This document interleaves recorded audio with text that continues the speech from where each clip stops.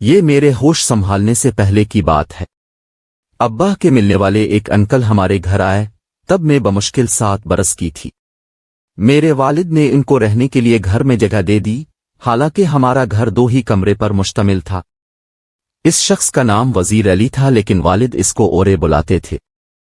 امی نے ویرو کے بارے میں پوچھا تو ابا نے بتایا کہ یہ میرا بچپن کا دوست ہے، ان دنوں مشکل میں ہے، اس کے پاس رہنے کی جگہ نہیں ہے، تبھی میں نے کچھ عرصہ کے لیے اپنے گھر میں ٹھہرا لیا ہے۔ ہماری دوستی بھائیوں جیسی ہے۔ اس نے اپنی مشکل بیان کی تو انکار نہیں کر سکا۔ اپنے اچھا کیا، لیکن اس کو رات میں سلائے گا کہاں؟ بچوں والے کمرے میں یہ بھی پڑھ کر سو رہے گا۔ ابھی تو سردیاں ہیں، ورنہ رات کو چھت پر سونے کا انتظام کر دیتا۔ والدہ خاموش ہو رہیں، وہ ابو سے زیادہ بحث و تکرار نہیں کرتی تھیں۔ وزیر علی عرف اورے دن کو ایک کارپینٹر کے پاس کام پر چلا جاتا اور شام کو لوٹ آتا، وہ کبھی خالی ہاتھ نہ آتا تھا۔ ہمیشہ ہم بچوں کے لیے پھل فروٹ اور کبھی صبح کے ناشتے کا سامان، انڈے، ڈبل روٹی وغیرہ لے آتا۔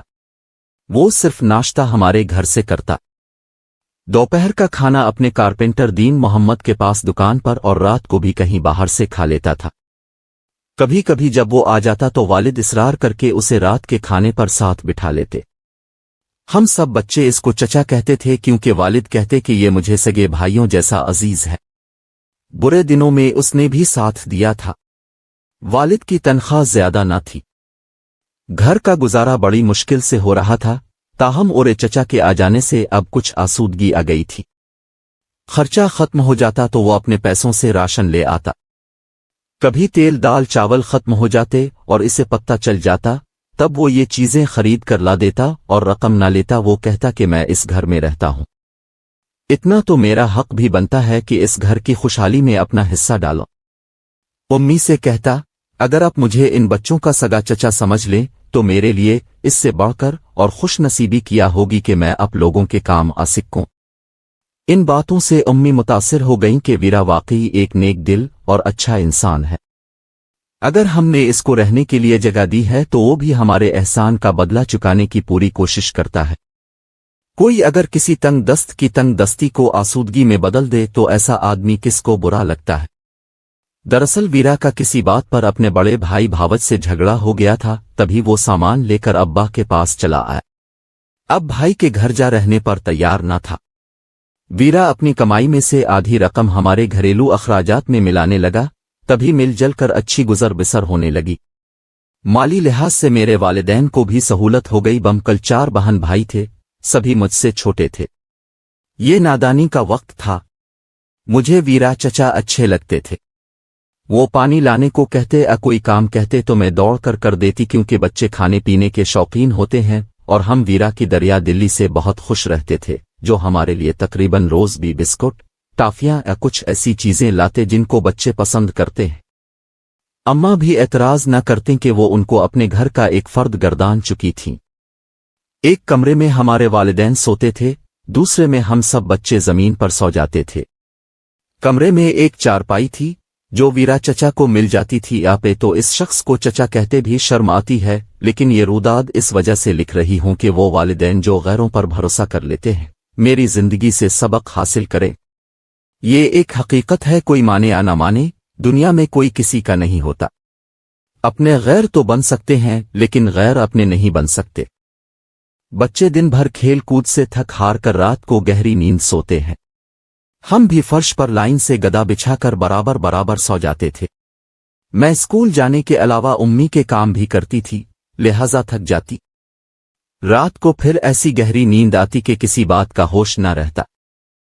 تیسری جماعت کی بچی کو بھلا کس بات کا ہوش ہوتا ہے؟ تبھی جب میرے بہن بھائی سو جاتے، رات کو یہ شخص مجھے اٹھا کر اپنے ساتھ چارپائی پر لٹا لیتا۔ مجھے کسی بات کا مطلب سمجھ میں نہ آتا، میں تو نیند میں ڈوبی ہوتی گہری غنودگی میں۔ کبھی سو جاتی، کبھی جاگ جاتی، پھر وہ مجھے پیسے، میٹھی گولیاں اور بسکٹ وغیرہ دے دیا کرتا اور کہتا، کسی کو یہ بات نہ بتانا۔ وہ نہ بھی کہتا، تب بھی میں کسی کو کیا بتاتی، جبکہ میں خود بھی یہ بات اچھی طرح نہیں جانتی تھی کہ میرے ساتھ کیا ہو رہا ہے۔ وقت گزرتا گیا، یہاں تک کہ میں نے ہوش سنبھالا، تب بھی اس کو وہی حرکتیں کرتا پایا۔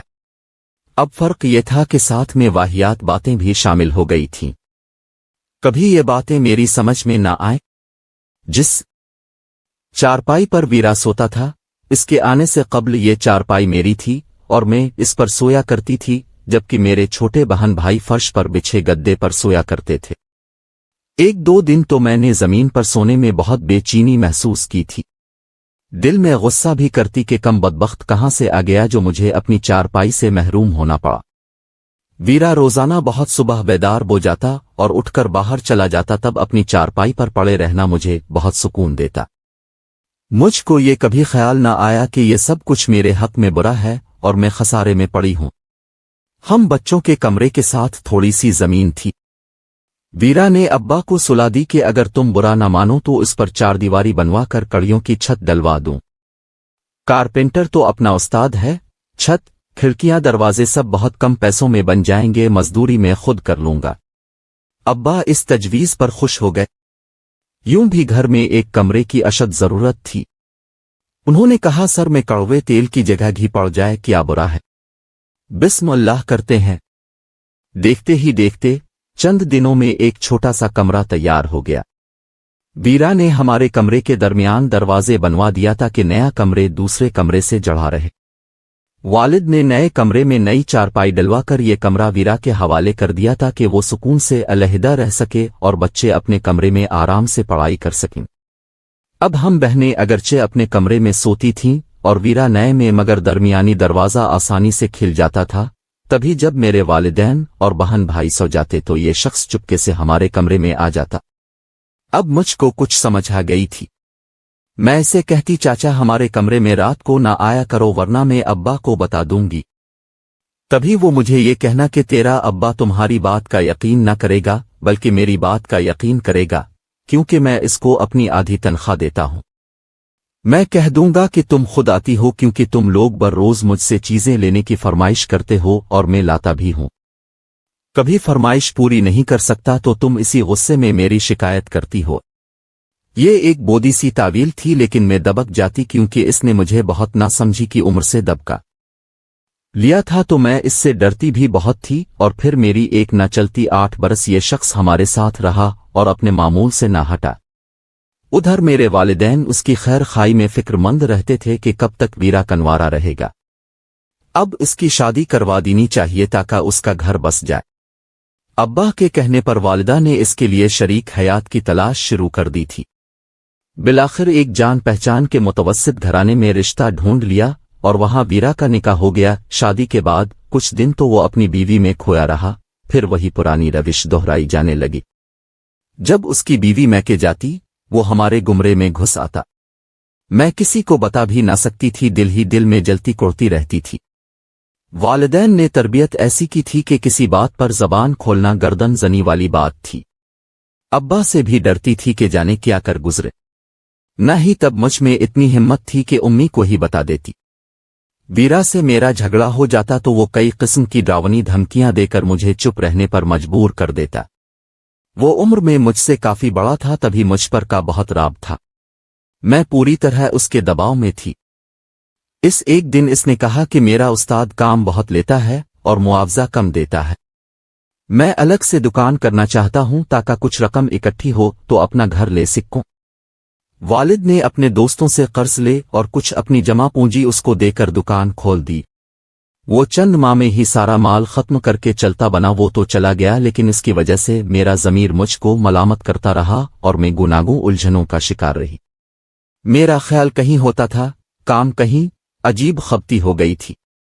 सहेलियां मेरी हालत देखकर कड़े। वो समझती कि मुझको किसी से मोहब्बत है और मैं इसी के ख्यालों में खोई रहती हूं। उन्हें क्या मालूम कि मुझको अपनी इस दागदार रिदा का गम है जिसको एक जालिम तार तार कर गया है। मैं इम्तिहान में भी इस वजह से कामयाब न हो सकी। वो शख्स जा चुका था, मेरी सुनहरी उम्र भी मैली बोकर निकल चुकी थी, मगर दिल की खलिश है कि खत्म नहीं होती। इसके बाद जितने भी हादसे मेरी जिंदगी में हुए, इसी शख्स को ही उनका जिम्मेदार समझती हूं। इसके चले जाने के बाद एहसास जिया में इस बुरी तरह गिरफ्तार हुई कि हर वक्त खोई रहने लगी। सोच सोच कर दिमाग माऊफ हो गया था कि इस गंदे इंसान को कैसे मौत के घाट उतारूं, हालांकि ये काम मेरे बस का था नहीं। दुआ करती, खुदा करे ये कहीं चला जाए, इसका एक्सीडेंट हो जाए या ये डूब कर मर जाए। जब वो चला गया तो कुछ दिन तक मैंने सिक का सांस लिया, कदरे सुकून भी मिला। मैं अपने कजिन नौमान को बहुत चाहती थी। इसके साथ मुझको इस बात का शदीद एहसास था कि मैं उसके काबिल नहीं हूं।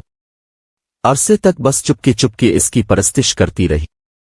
और मेरी बदनसीबी देखिए कि जब वो खुद मेरा बन जाने पर राजी हुआ तो मैंने खुद ही इनकार कर दिया। ये इनकार करते वक्त मेरे दिल पर क़यामत गुजर गई, लेकिन इसके सवा चारा न था। उन्होंने मेरा रिश्ता मेरे वालिदैन से मांगा था, हमारे दरमियान मोहब्बत का कोई चक्कर न था, मगर नौमान मुझे पसंद करता था और उसकी दुल्हन बनना तो मेरा सबसे खूबसूरत ख्वाब था। जब वालिदैन ने हाँ कह दी तो एक रोज नौमान ने मुझसे बात की, बल्कि मेरी रजामंदी के बारे पूछा। उसने मेरी राय लेते वक्त कहा था कि देखो बीना, अगर मुझको पसंद करती हो तो हाँ कहना, मैं तुमको बरकीमत पर हासिल करूंगा, मगर एक बात तुमने मुझको बतानी होगी कि तुम्हारा माजी में किसी से ताल्लुक तो नहीं रहा है और मैं झूठ कभी बर्दाश्त ना करूंगा। ये सुनते ही मेरे सारे ख्वाब पल भर में टूट गए।